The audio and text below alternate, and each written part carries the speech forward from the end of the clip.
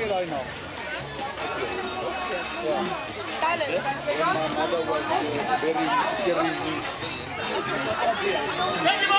said to my father, said, I'm taking